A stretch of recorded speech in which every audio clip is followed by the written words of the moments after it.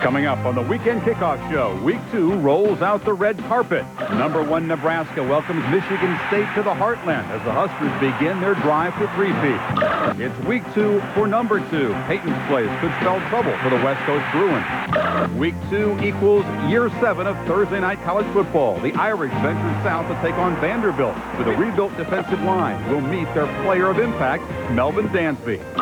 And we'll preview the weekend's only matchup of top 25 teams, North Carolina and Syracuse. All next on the Weekend Kickoff Show. Ready for Ron Powlus has waited and waited for this night, the first game of his final season at Notre Dame. A season of great expectations for the Irish. Mark Edwards, part of a deep backfield. Tonight, Robert Farmer asked to step up big at tailback. Notre Dame's 96 opener against Vanderbilt. It's a sellout. It is coming up shortly. In the meantime, welcome to the Weekend Kickoff Show. Chris Fowler along with Lee Corso and Kirk Herbstreit.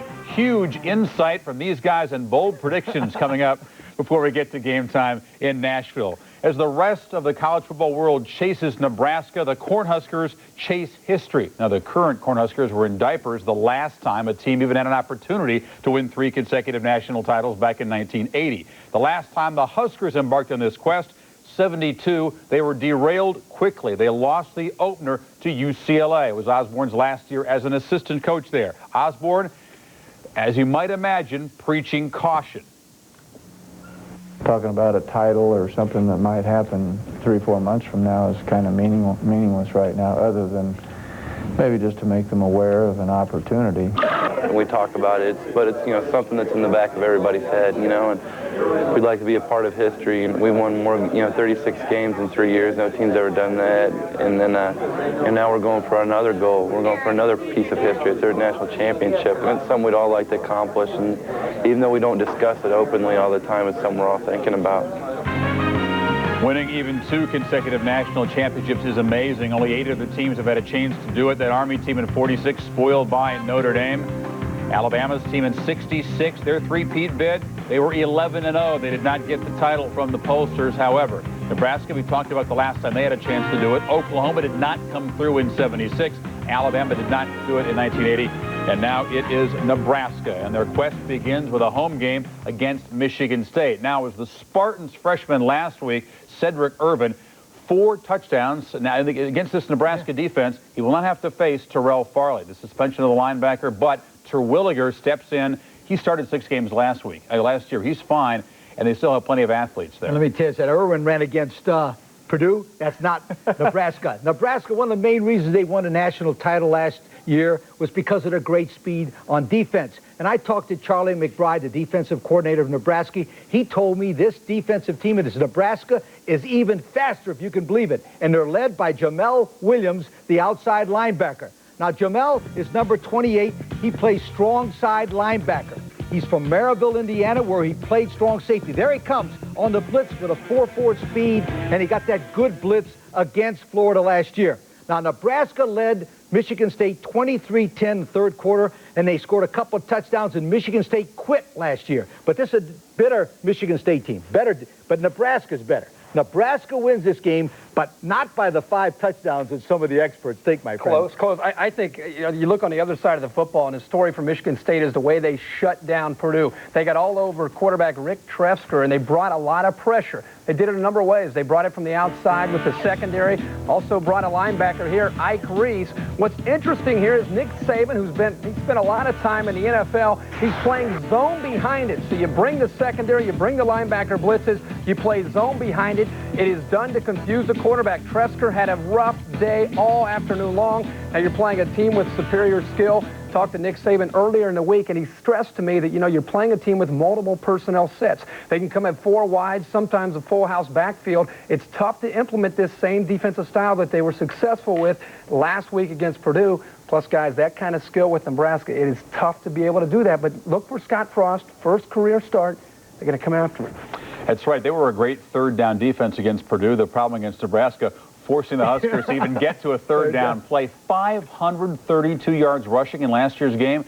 Will this be a test for Scott Frost? That's the question. We're anxiously awaited debut of the Nebraska quarterback. Number 2, Tennessee's first test is Saturday night against UCLA. It was against the Bruins that Peyton Manning had his college debut in a Vols loss. Expectations much higher now. The best sign for Tennessee after their first win over UNLV, very good team chemistry. Unselfish. The guy's not concerned about stats or playing time. Jay Graham only had 6 carries. Now, over the years, UCLA has certainly done battle with the heavyweights.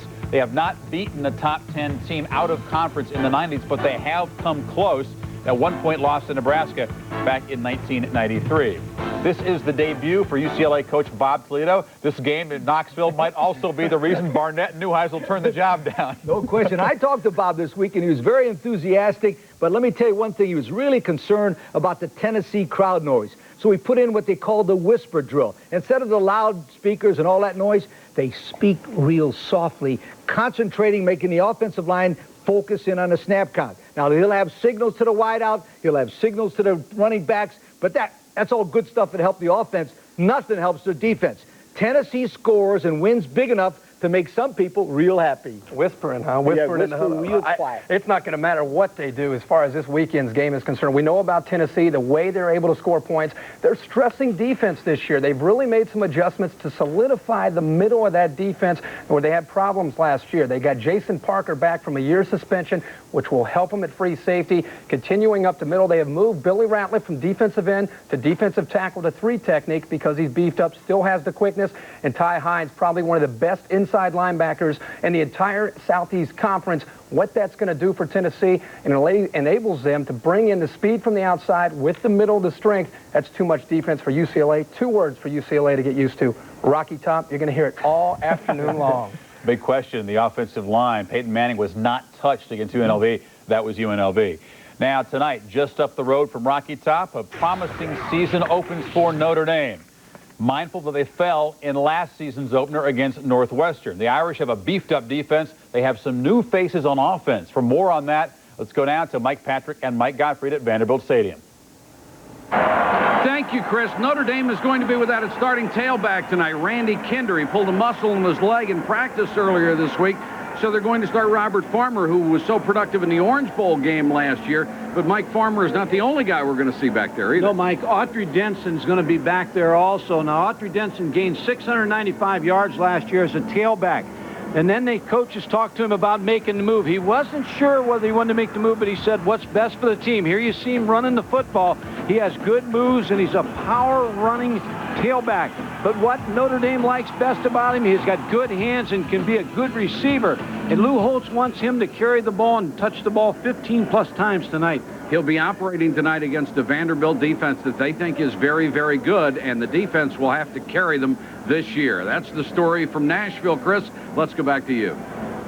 Mike's, thank you. More on that game coming up. There's also some running back news at LSU where Kevin Falk's 1-game suspension was lifted by Coach Jerry DiNardo. Police recommending that misdemeanor charges filed against Falk back in February be dropped. LSU against Houston, one of 4 SEC versus Conference USA battles. That's a conference better than people think, Conference USA. They made some news adding East Carolina starting next year. Well, Chris, Conference USA now has 7 teams playing in it. That's not enough for a good conference, so they've asked West Point to join them. That's number 1. If West Point doesn't come in, look for UAB and the University of South Florida to be asked. They would like to get 10, but teams like Louisville are not going to want that because they don't want to play so many conference games and forget those big money games, my friend. That's right. And the Big Ten this week, the big story is inside linebacker Andy Katzenmoyer. If the name sounds familiar, Ohio State inside linebacker, USA Today Defensive Player of the Year, and he's finally going to get a chance. There's never been an inside linebacker in the history of Ohio State football, including Tom Cousineau, Marcus Merrick, Chris Spielman, Randy Gradishar, to start his first game. This kid at 6'4", 250 pounds is going to get that start. And he gets Archie Griffin's number, the first time it's been worn since 1975. More on that story on game day. We're counting down to that game in Nashville. Vanderbilt's defense will be tested by that running game. Jamie Duncan, 20 tackles in that shutout loss to the Irish last year. A lot more coming up on the weekend kickoff show. We will take a look at one of the Irish's force on defense, Melvin Dansby. Only 90 minutes of experience in his 3 years. He must step up this year. We'll also preview Saturday's showdown, Syracuse and North Carolina. The Heels so impressive in their opener. Syracuse, are they a top 10 team? From the Orangemen themselves may have some doubts. And can Southern Miss pull off the SEC upset again? They had a trophy from the Hedges. Next up, outside.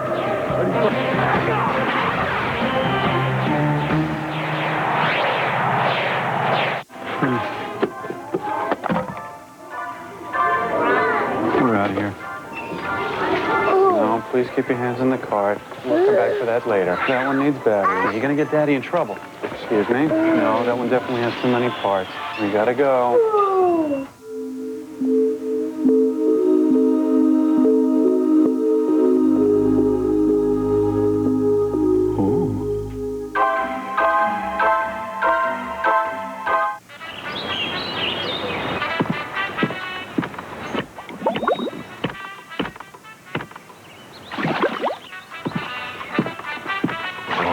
The new Coors Light can is attracting a lot of attention. It has a wider mouth, so you can enjoy more of the cold taste of the Rockies. Get ready to quench your giant thirst with the new wide mouth can from Coors Light. Most people who play sports have feet that are flat, like this. Some are normal, and some have high arches. Companies like Adidas understand this and make shoes that suit different types of feet. The right one will help enhance your performance.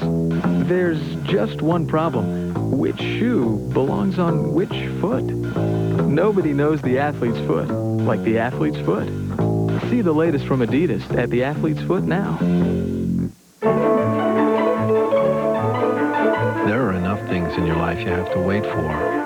Your sports news shouldn't be one of them. ESPN News Network, the 24-hour sports news network from ESPN. Who else? Notre Dame fans hoping their season will end in New Orleans. The showdown for the national title in the Sugar Bowl. It starts in Vanderbilt, coming up against the Commodores. On ESPN2, a big day of college football. Eastern Michigan and Wisconsin at 12:30 Eastern time. You can flip over after watching College Game Day. Then the doubleheader starts with that good one, the Tar Heels and Syracuse at 6 o'clock Eastern time. More on that game. And Colorado against Colorado State at 9:30. We're here for a scoreboard show at 5:30 Eastern time. Of course, hopes are very high in Syracuse, hoping the football team can follow up the Final Four success of the basketball team. The Orangemen of the Tar Heels, the only matchup of top 25 games on Saturday. The Heels have already shown what they can do. The defense was dominant. The offense cut down on mistakes, and that was key. They were terrible with turnovers last year, near the bottom of the country. With more on the Syracuse question marks, here's Mike Tirico from the Dome. Chris, they're putting the finishing touches on the Carrier Dome for the '96 season opener against North Carolina. While it's Syracuse's first game, North Carolina has won under its belt an impressive blowout of Clemson. You may have been home watching TV this past weekend. So were the Orangemen. They were watching the Tar Heels. They were impressed. We anticipated that they were going to be an awfully good team. We know the personnel they have coming back. They have excellent personnel. Their personnel is as good as anyone's personnel in the country. They're a team that's going to come in the Dome very excited, very confident because of the win against Clemson. But it's our job just to go out there, stay focused on what we have to do, and get ready to play in our place in the Dome and just show everybody that Syracuse is still a team to beat, just like we did last year. Syracuse is in the preseason top 10 in large part because they have McNabb returning and a solid offense and defense, but they lose wide receivers. Remember, Marvin Harrison was the first-round pick of the Indianapolis Colts. There are veterans to fill into the starting roles, but keep an eye on some young true freshmen, including Ian McIntosh and Quentin Spotwood. Chris? Mike, thank you. The Tar Heels are somewhere between among the best personnel in the country, which Pasqualoni says, and a second division ACC team, which Mac Brown says. Syracuse, meanwhile, despite losing those wide receivers, plenty of weapons. Great offensive talent led by quarterback Donovan McNabb, who I think is the best all-around quarterback playing college football, and he's only a sophomore. Their fullback is Malcolm Thomas. Last year, he led Syracuse in rushing with 603 yards. Then they got Rob Conrad. Now, I like him because he's a tough slashing runner, and he averaged 6.9 per carry last year. I like Syracuse in this one because of the home dome, which means the noise, the turf, the heat, everything. Playing at home, I like Syracuse in this one. You jump on them early, you're going to be okay. And that's what I think North Carolina is really going to focus on. They have changed their philosophy defensively this year for North Carolina. I talked to Mac Brown earlier in the week. They're downsizing. They originally had gone with a lot of speed. Now they are putting their safeties at linebackers, their linebackers at defensive end, their defensive ends inside at the defensive tackle position. And they're really trusting their corners, playing a lot of bump coverage and they're going to try to continue to do that this weekend. I think North Carolina goes in early, makes some adjustments to Donovan McNabb, keep him in that pocket. I think Carolina pulls off the upset. The game that follows it on ESPN2. Colorado's Coy Detmer faces a CSU secondary that has one start each in college. That was against UT Chattanooga. Now, Lee, this could be one of those situation games Bino always talks about. It's a rivalry. Colorado State at home. Big dog. Colorado a showdown next week. Not so fast, my friend. Not so fast. You're going to love this one here. Guess which team in the nation since 1988 has the best road record, right? Florida State, not Nebraska, not Penn State, not Colorado. They're 33-6-1 away from home. 3 of those losses against Nebraska. Colorado can win the national title, I'm telling you guys, next year when they play Nebraska in Boulder. Not this year, my friend. Meanwhile, your Rose Bowl pick, Arizona State opening against Washington. The Sun Devils gave away that game last year. There's some pressure this year on Bruce Snyder. He is 1-7 against the Huskies, but hopes are high, and they should be. Yeah, they should be. Their schedule this year really is to the advantage of the Sun Devils. They have everybody at home with the exception of Arizona. They're playing Oregon, Washington. It starts this Saturday. They also have USC, so all their big conference games are at home with the exception, as I mentioned, of Arizona. And then when you have a team returning 19 starters, they were 8 points away from winning 3 more ball games. I would have given them a 9-2 record overall. Very impressive. I like Keith Poole outside, and I like Jake Plummer, their quarterback. I like Arizona State in this game at home. Don't tell me about Jake Plummer. I want to see that defense. I got to prove it. We'll talk more about that game on Saturday. And here's the Saturday lineup for ABC. Starts at noon. You'll not see these games if you live on the West Coast. Nebraska, Michigan State, Tech against NC State. Regional action at 3:30. USC trying to avoid its first 0-2 start since 60. Bobby Bowden says his team is ripe for the upset. Right. On the West Coast, you'll get Utah and Stanford. Chad Hutchinson. He's a baseball pitcher drafted by the Braves. He gets to start at quarterback for Utah. Counting down to Notre Dame and Vanderbilt. We'll talk about Melvin Dansby. He hasn't played much, but he is counted on to be a force for the Irish defense. That's coming up. Menards has top deals on power tools, including a wide selection from Skill. Classic circular saws are extra tough, just $48.88. Cordless drill drivers are $49.76 after rebate. Keep exterior wood looking great with Flood Clear Wood Finish. It penetrates deep to prevent weather damage. Choose from 3 finishes, just $13.54 a gallon. You always finish first at Menards. Save big money at Menards. When do you Q-check?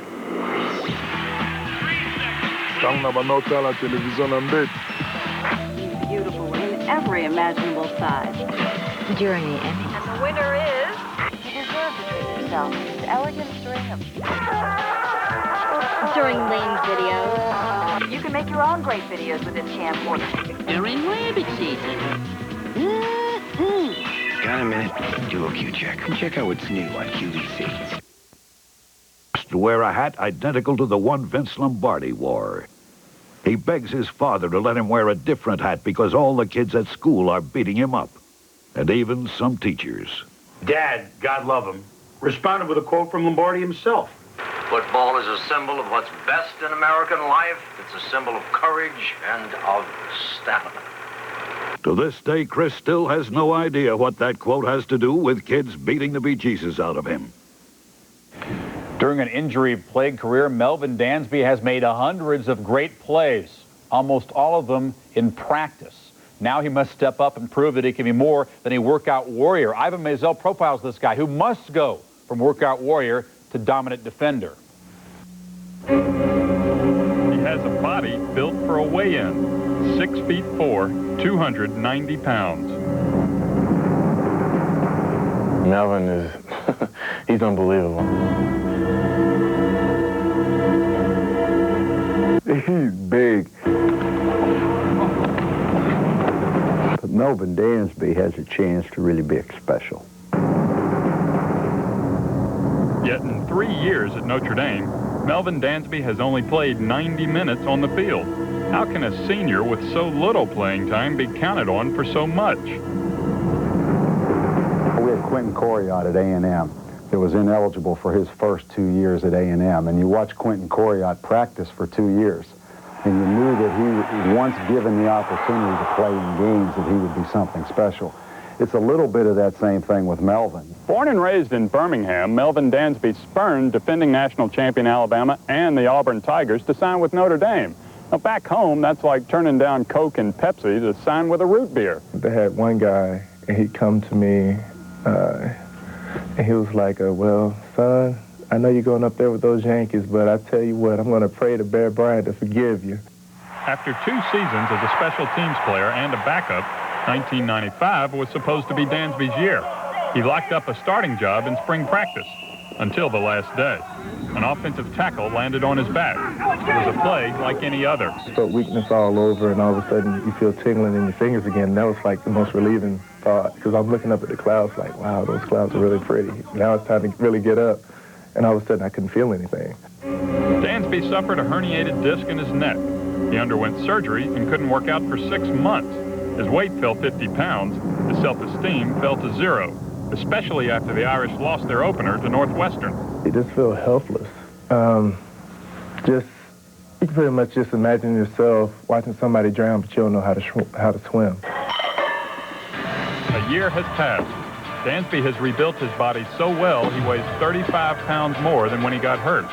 This spring, Dansby won the MVP award in the blue-gold game, which leads to this. Can the king of spring extend his reign to the fall? A lot of other people, might have said, oh, Melvin Dansby's finished. I didn't. I think that's what's most important. Certainly don't want to crown the new king until the old one's dead. But let's see how he does in the game.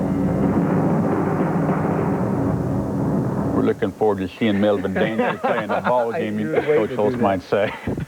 Well, I think Dansby's return is obviously going to strengthen this already solid front seven. Many people believe this is the strongest front seven that they have had at Notre Dame since the late 80s, and it better be. There's going to be a lot of pressure on these guys to help let the secondary gel. They have 2 games against Vandy and Purdue. It's going to allow them to gel. There's 2 new safeties that are starting for Notre Dame, and I really think the key here for Notre Dame is going to be they're not going to look past this game tonight. Don't forget last year against Northwestern. Everybody expected them to blow Northwestern out. Yeah. They're going to take this game seriously. Well, speaking of last year, Vanderbilt's defense was very good last year. They held 5 opponents to under 20 points, one of them Tennessee, and they returned 77% of the 822 tackles they made. But the major problem is Notre Dame last year's game scored every time they had the ball in the first half. But not this year. Notre Dame wins this one in the 4th quarter, and Vanderbilt gets a moral victory.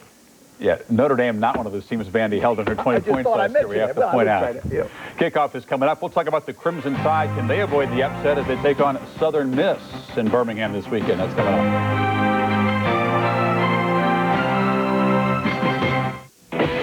You're interested in. Okay, the people in Auburn, Alabama never heard of Fresno State. Auburn's never played Fresno State. For that reason alone, Fresno State upsets Auburn. Can you believe that? That is a major up. I can't believe you're saying that. But I have to stick with the North Carolina-Syracuse game. I think this game looks to be probably the best game of the week. I think Carolina's pressure against the inexperience of Syracuse out wide, that's the key to the game. I think North Carolina pulls it off. Not inside. I went ahead to Ames, Iowa, where Iowa State's on their home field, but they're an underdog, almost a touchdown underdog against Wyoming, a team that really struggled against 1AA Idaho State. I'm going to go with the Cyclones. We'll see you back here at halftime for a bigger look at the games of Saturday, but now it's off to Vanderbilt, Southern Miss, and Alabama. More in that game, but it's the Fighting Irish and the Commodores, Mike Patrick in Music City. Guys? Thank you, Chris, and welcome to the sights and sounds of ESPN's 6th year of Thursday night college football. Tonight, the Music City of Nashville is the host as one of the country's top hits comes to town.